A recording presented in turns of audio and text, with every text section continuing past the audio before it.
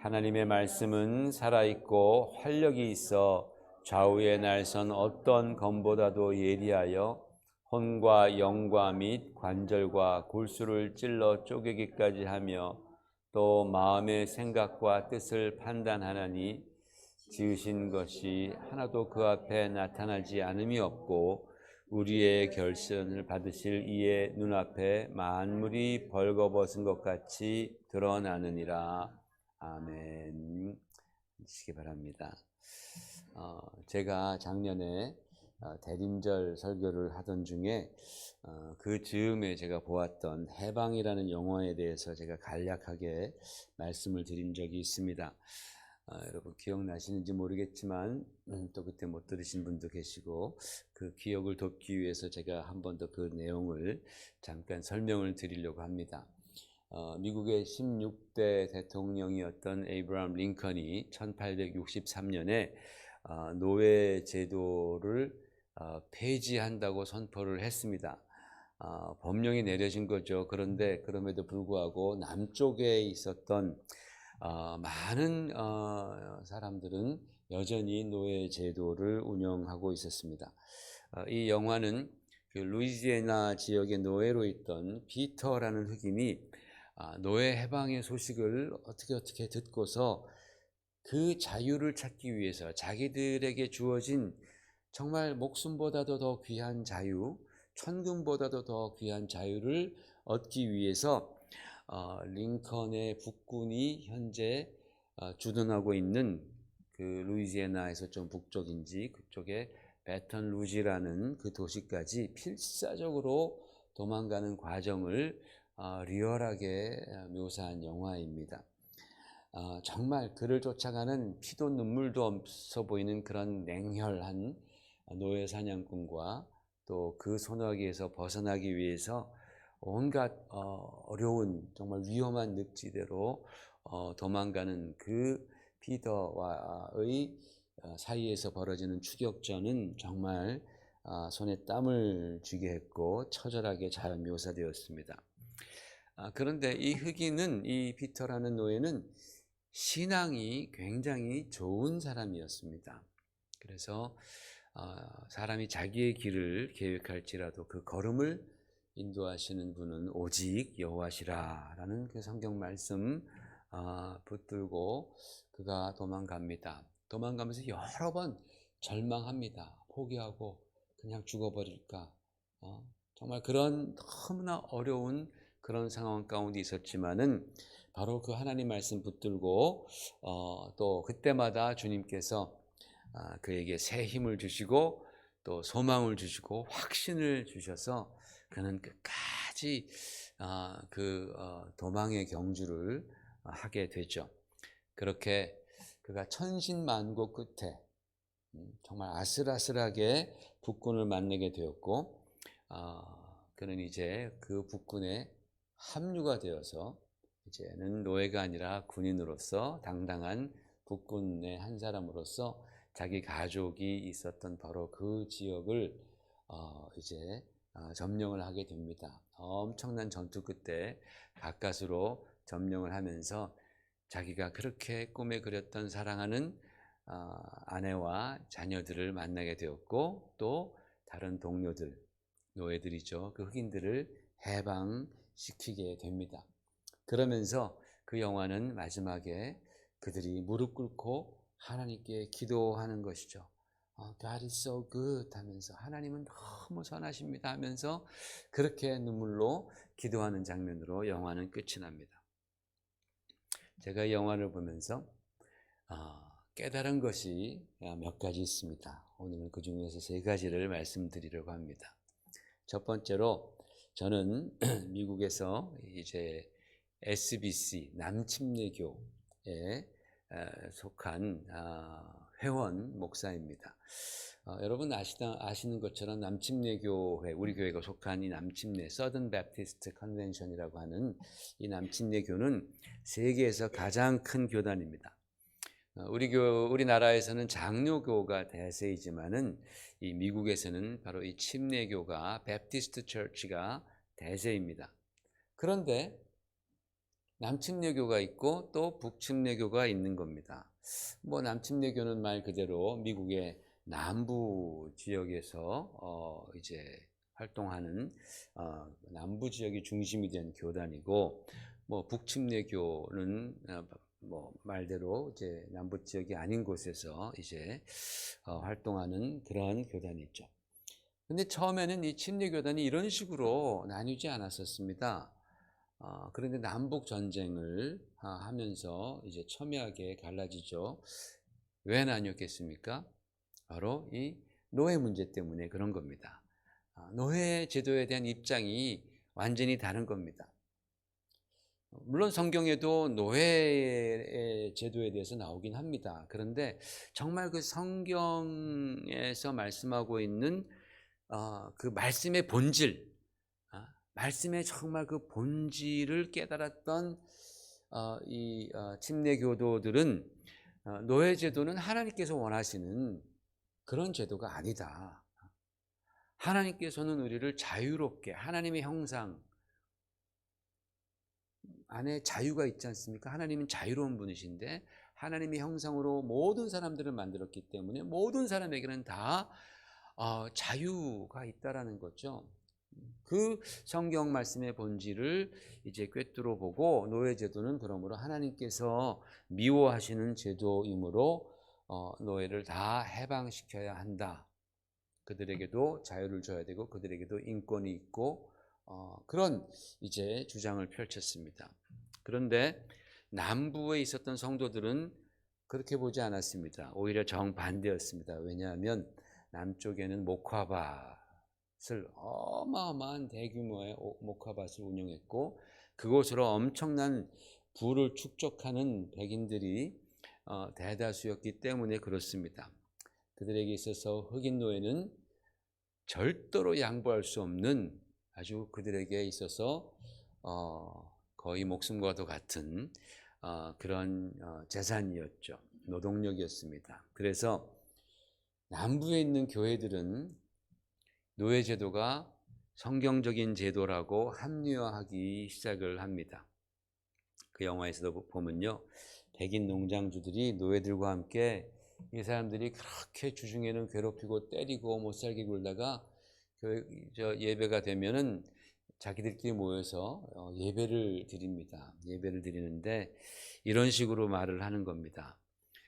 성경 마태복음에 보면은 예수님께서 충성되고 지혜 있는 종과 악하고 게으른 종에 대해서 말씀하고 있는데, 떠났던 주인이 다시 돌아왔을 때에 악하고 게으른 종에게 이렇게 말씀하셨다. 어미 때리고 외식하는 자가 받아야 할 벌에 처하리니 거기서 슬피 울며 이를 갈리라. 이게 바로 우리들의 Lord Jesus Christ의 말씀이다 라고 그렇게 얘기를 하면서, 주님께서도 그런 종은 엄히 때리신다고 말씀하셨다. 그 말씀은 바로 많이 때리는 것이다.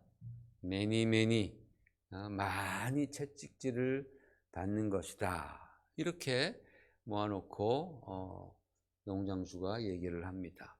그러면서 또 주중에는 그들을 학대하고 폭행하고 수치를 주고 뭐 정말 인간으로 살 수 없는 그런 일들을 다 하는 것을 합리화했단 말입니다.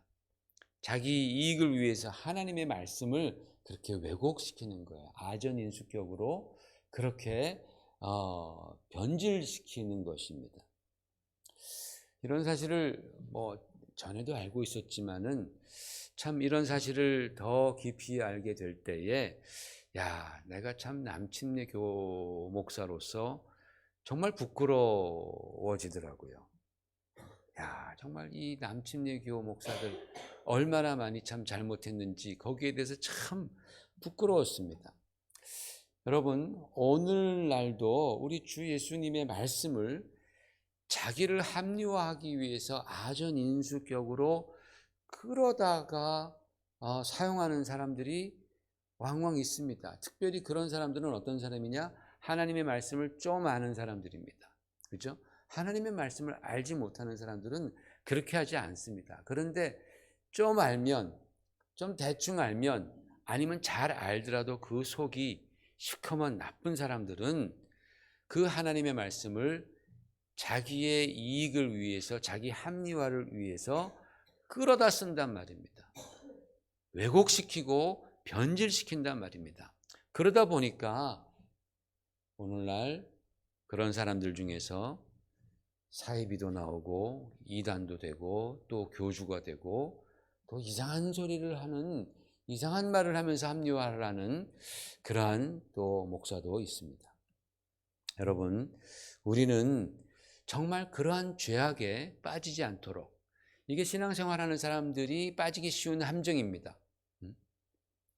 정말 하나님 말씀 아는 것 가지고 자기를 합리화시키는, 그것이 정말 우리가 빠지기 쉬운 함정인데, 그것은 함정인 것뿐만 아니라 또한 그것은 죄악이다라는 거죠. 하나님 말씀을, 진리를 왜곡하기 때문에 우리는 그것과 정말 철저하게 싸워야 합니다. 그것이 우리 자신에게 힘이 들고 또는 나에게 손해가 된다 하더라도 정말 진리의 말씀은 진리로 인정하는 거예요.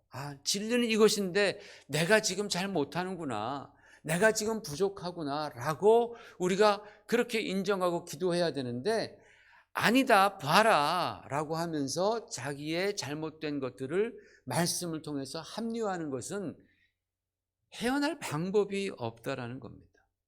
헤어날 방법이 없어요. 우리는 그렇게 되지 않도록 주의 말씀을 제대로 읽고 제대로 배우며 깨어 있어야 합니다. 그러기 위해서는 여러분, 하나님 말씀을 많이 읽어야 합니다. 하나님 말씀을 우리가, 이 성경책, 하나님이 주신 이 성경 말씀을 우리는 정말 시간이 날 때마다 많이 읽으셔야 됩니다. 나중에 연세가 드시면 눈도 침침하고 글자가 작아지고 그러면 이게 잘 안 보이는 거예요. 돋보기를 들어서 봐야 되는데 아이고 귀찮다 야. 그때는 에너지도 없어가지고 옛날에 들었던 말씀으로 이제 위로를 삼고 기쁨을 삼고 능력을 삼아 살아가게 되는데, 그게 하나도 없으면 진짜 참 마치 연금을 부어놓지 않고 살아가는 그런 사람처럼 그때가 되면 영적으로 파산하기가 쉽습니다. 그래서 여러분 정말 하나님 말씀을 가까이 두고 열심히 읽으시는 성도들 되시기를 주의 이름으로 부탁을 드립니다. 두 번째로 제가 깨달은 것은 이것입니다. 그런데 이 파렴치하고 악독하기까지 했던 이 남침내 교단이 다가 그런 건 아니었습니다. 그런데 많은 부분이 그랬다는 겁니다.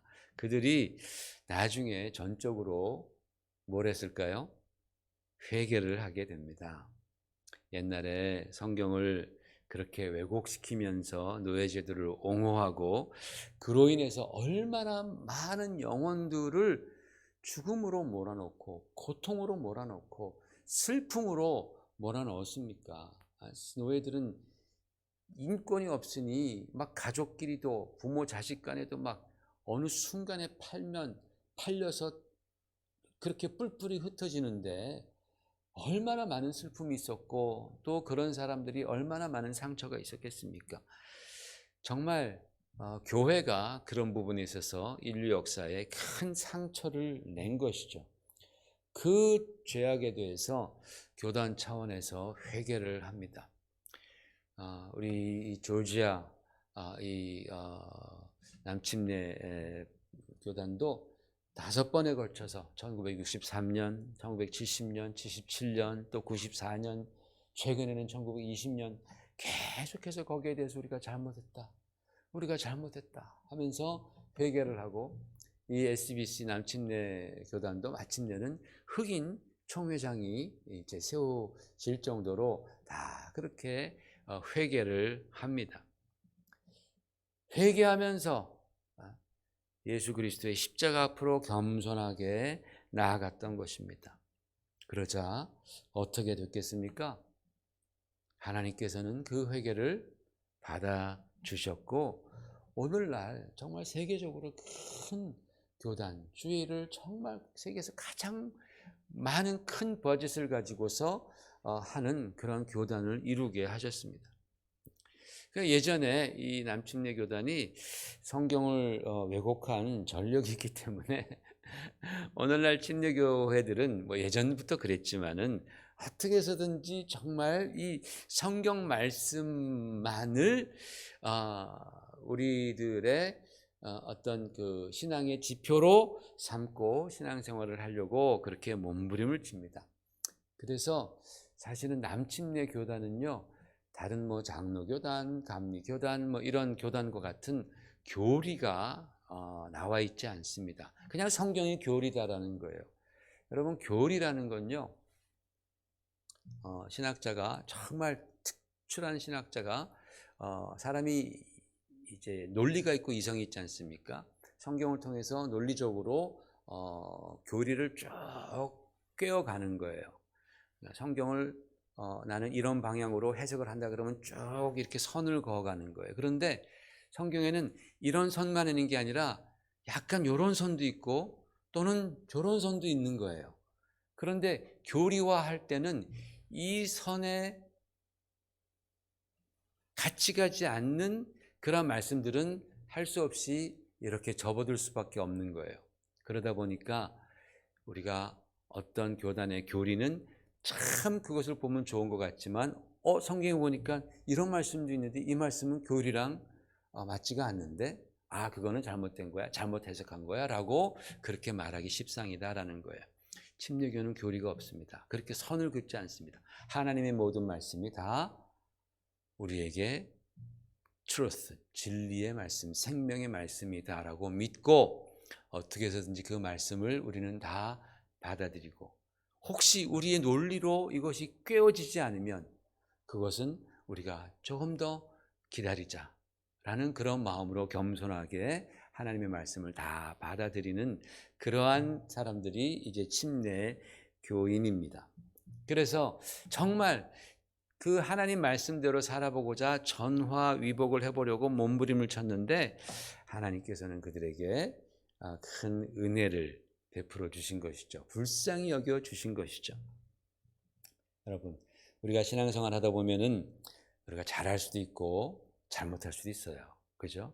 하나님이 싫어하시는 나를 합리화시키기 위해서 하나님의 말씀을 아전인수격으로 끌어다가 왜곡시키는 그런 죄악을 범할 수도 있습니다.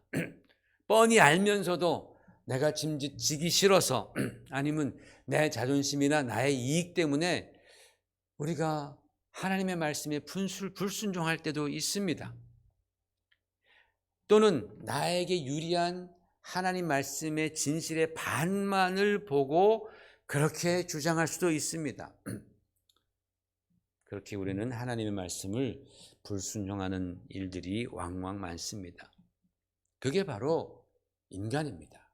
그게 바로 우리들의 현 주소입니다.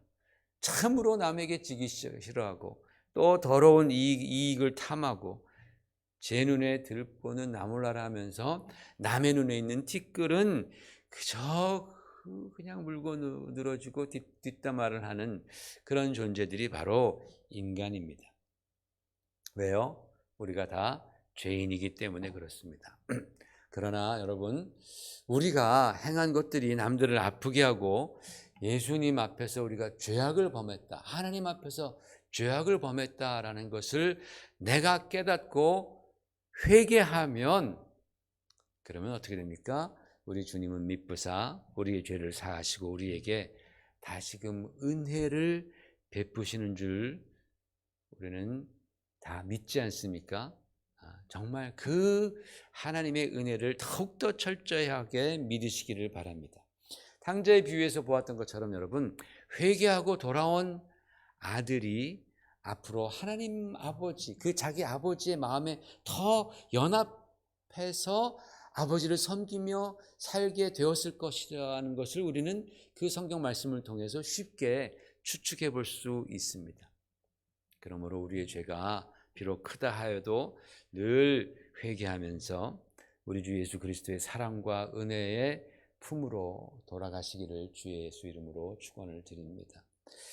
마지막으로 여러분, 제가 정말 크게 깨달은 것이 있습니다. 이것이 실화를 바탕으로 만든 영화입니다. 실화입니다. 근데 이 영화에서 주인공 이 피터는요, 신앙이 굉장히 돈독한 사람이었습니다. 그의 가족도 다 신앙이 돈독한 거예요. 그 아내가 막 더 이 남편보다 신앙이 돈독한 그런 여성이었습니다. 그 주변에 물론 그들과 같은 신앙을 나누는 그러한 아주 신앙이 좋은 노예들도 많이 있었습니다. 그래서 그들은 정말 얼마나 그 노예 삶이 힘들었겠어요. 얼마나 정말 억울했고 얼마나 마음이 아팠겠습니까? 그렇게 아프고 힘들고 억울할 때마다 그들은 주님의 말씀을 생각하며 천국을 바라보면서 그들은 인내했습니다. 그들이 뜨거운 태양이 장렬하는 그 목화밭에서 온종일 일하면서 힘든 것, 고통스러운 걸 잊기 위해서 그들이 흥얼흥얼 노래하지 않습니까? 뭐 이런 노래, 그때는 이 노래는 아니었겠지만은 Nobody knows the trouble I've seen. Nobody knows my sorrows. Nobody knows the trouble I've seen. Glory, hallelujah.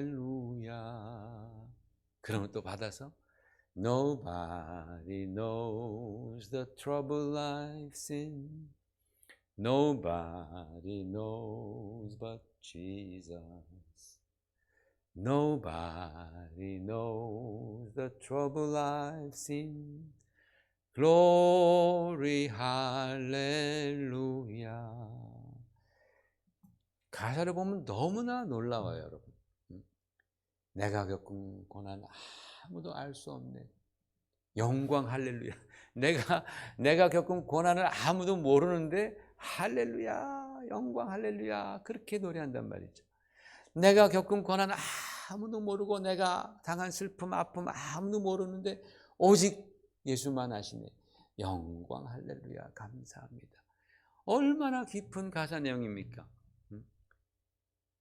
그때는 이런 가사였는지는 모르겠지만 그때 그렇게 흥얼흥얼 부르던 노래들이 나중에 이와 같은 흑인 연가가 되었고 또 블루스로 변하고 우리가 즐겨 부르는 그러한 요즘의 가스펠송의 근원이 다 된 것 아니겠습니까?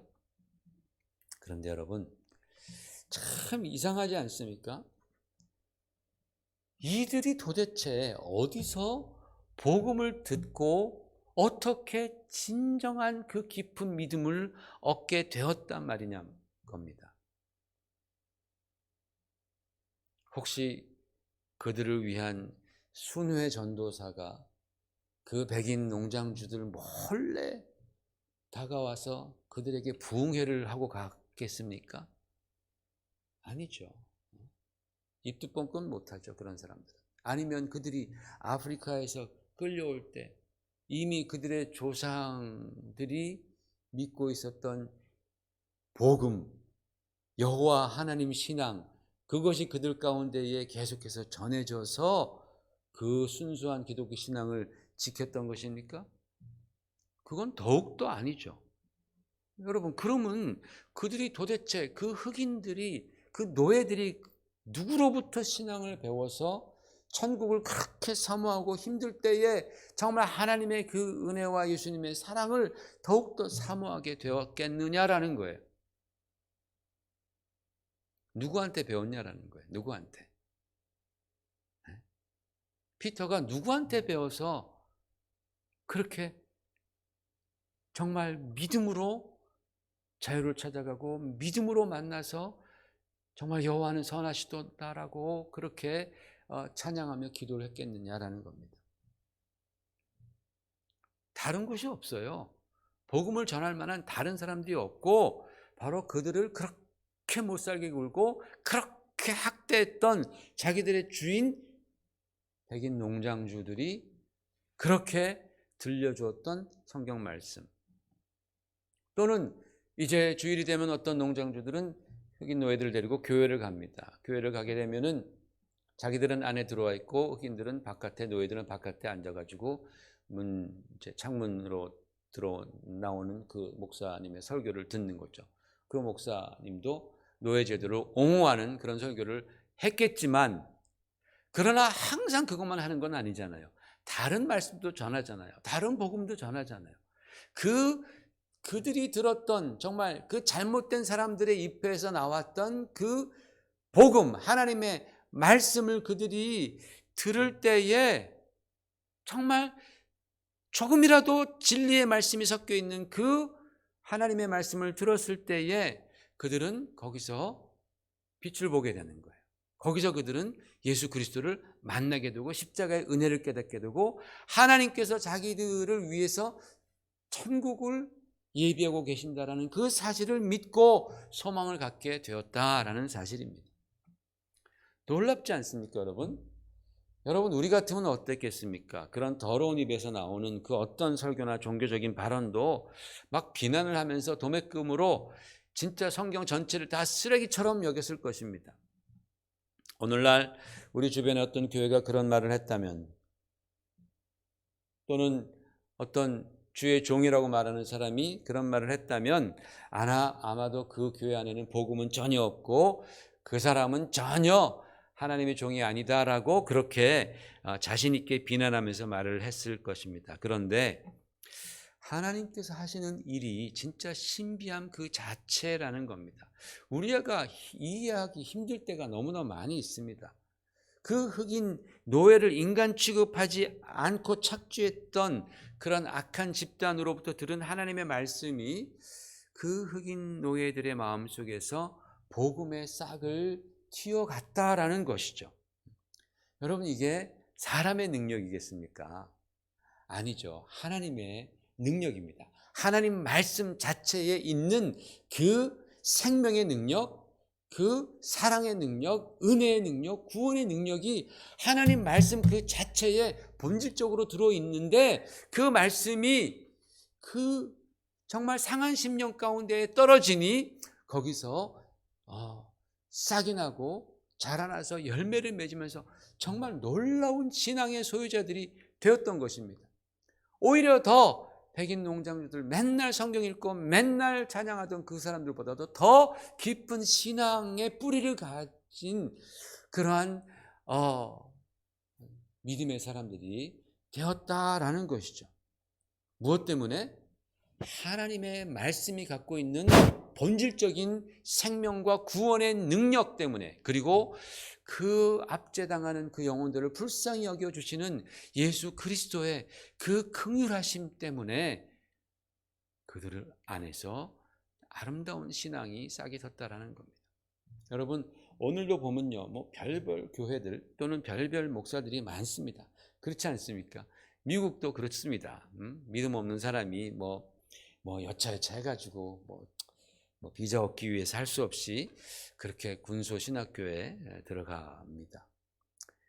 어떤 사람은 열심히 하겠지만은 또 어떤 분들은 진짜로 제가 본 사람들 중에서 맨날 졸고 맨날 자고, 조는 거랑 자는 거랑 비슷한 말이지만 어쨌든 숙제도 저한테 해달라 그런 사람들이 있었고요. 예전에 목사님 이거 해야 되는데 숙제 좀 해주세요. 어떻게 졸업하니까 전도사도 되고요.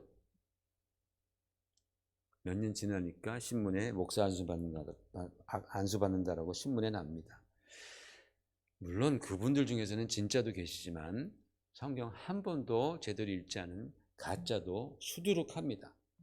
제가 개런티합니다. 그런 사람들을 만나보아서 그래요. 성경을 몰라요. 히브리서가 신약인지 구약인지 몰라요. 사도행전의 내용이 뭔지 몰라요. 근데 목사가 돼가지고 누구를 가르치고 막 그래요. 여러분, 이런 사람이 전하는 성경 말씀에 구원의 능력이 있을까요? 전혀 없을 것 같은데 그렇지 않다라는 거예요. 왜냐하면 하나님 말씀 자체에 본질적으로 능력이 있어요. 구원하는 능력, 사랑하는 능력, 그리고 생명의 능력이 있기 때문입니다. 물론 저는 제가 지금 싹군 목사나 문제 많은 교회를 두둔하는 것이 절대로 아닙니다. 그런 분들은 목회하면 안 된다고 생각합니다. 그러나 하나님의 말씀은 그럼에도 불구하고 그 말씀을 듣는 영혼들을 불쌍히 여기시기에 역사하고 계신다라는 말씀을 저는 드리고 싶은 거예요. 무슨 뜻인지 아셨죠, 여러분? 제 마음을. 예? 그래서 오늘 히브리서 기자는 하나님의 말씀은 살았고 운동력이 있다라고 기록을 합니다. 살았고 활력 있는 하나님 말씀을 여러분은 경험하고 계십니까? 나는 정말 이 하나님 말씀 안에 있는 이 본질적인 능력, 구원의 능력, 생명의 능력, 은혜의 능력을 나는 경험하고 있는가? 그런 것 같기도 하고 아닌 것 같기도 하고. 그거를 아는 방법이 그 다음 말씀에 나와 있습니다. 자, 그 다음 말씀을 보니까 12, 13절 아까 읽었잖아요. 그 다음에 14, 15절 말씀을 보니까 하나님의 말씀이 살았고 활력이 있어 우리 가운데 역사하게 되면 어떤 일이 일어나느냐? 우리가 하나님의 아들이신 예수 그리스도, 우리들을 하나님 앞으로 인도하시는 대제사장이신 그리스도께로 우리를 인도한다라는 거예요. 그리고 그분의 은혜를 얻기 위해서 우리는 계속해서 하나님의 말씀에 힘입어 아버지의 은혜의 보좌 앞으로 지속적으로 나아가게 만든다라는 겁니다. 즉 예배를 사모하는 성도의 삶을 살도록 도와주는 것, 능력을 주는 것, 이게 바로 하나님의 말씀이 살아서 우리 가운데 역사하는 증거다라는 거예요. 다른 건 뭐 다 잘하고 뭐 그것보다도 나를 정말로 예수 그리스도께로 지속적으로 이끌어가고 있느냐, 나를 정말로 예배의 자리, 하나님의 은혜의 보좌 앞으로 지속적으로 끌고 데리고 가고 있느냐, 이것이 바로 내 안에서 하나님의 말씀이 살아서 역사한다라는 증거라고 오늘 성경은 말씀하고 있습니다. 그렇기 때문에 사랑하는 성도 여러분, 정말 하나님의 말씀을 가까이 하시기를 주의 이름으로 축원을 드립니다. 우리 자신을 절대로 믿으면 안 됩니다. 내가 좀 신앙생활 잘한다고 해서 내가 잘난 것이 아니고, 내가 좀 못한다고 해서 내가 그렇게 못난 것도 아닙니다. 우리는 다 대동소이한 죄인들입니다. 우리는 다 거기서 거긴 거예요. 하나님 보실 때는 거기서 거긴 죄인들임과 동시에 또 한 가지는 예수 그리스도의 피값으로 사신 정말 하나님의 사랑, 하나님의 은혜가 넘치는 그러한 하나님의 귀한 자녀들이다라는 거예요. 이 두 가지가 이게 참 신비함입니다. 나는 죄인임과 동시에 하나님께서 사랑하시는 고귀한 자녀다라는 거예요. 여러분, 우리 자신을 믿지 마십시오. 오직 우리를 그렇게 말씀하고 정의하는 하나님의 말씀을 믿으셔야 합니다. 그러기 위해서는 우리는 성경을 잘 읽어야 합니다. 열심히 성경을 읽고요. 그게 기본입니다. 읽다 보면 이해가 안 되는 부분도 참 많고 어려운 부분도 참 많습니다. 배우면 또 잊어버리기도 합니다. 그런데 여러분, 그런 얘기 많이 하잖아요. 콩나물 시루에 물을 부으면은 물이 다 빠지는 것 같아도 나중에 보니까 콩나물이 자라있는 것처럼 우리가 하나님 말씀을 계속적으로 읽고 계속 접하면요, 내가 잘 모르고 깨닫지 못하는 것 같아도 우리의 영혼은 계속해서 자라나는 거예요. 하나님 보시기에 건강하고 아름다운 심령으로 자라나게 될 줄로 믿습니다. 여러분, 그러므로 하나님 말씀이 갖고 있는 그 능력과 생명에 대한 그 믿음을 가지고 여러분이 주님의 말씀을 사랑하고 꾸준히 읽어 나가실 때에, 특별히 여러분이 힘들고 어려울 때에, 내 삶 가운데 소위 은혜가 떨어지는 그런 시기에 하나님 말씀을 접하시길 바랍니다. 그러면 여러분 삶 가운데에 하나님의 능력과 소망이 임하고 우리는 어느새 말씀 위에 든든히 선 주의 그리스도인들, 주님의 백성들로 변화하게 될 줄로 믿습니다. 우리 함께 기도하겠습니다.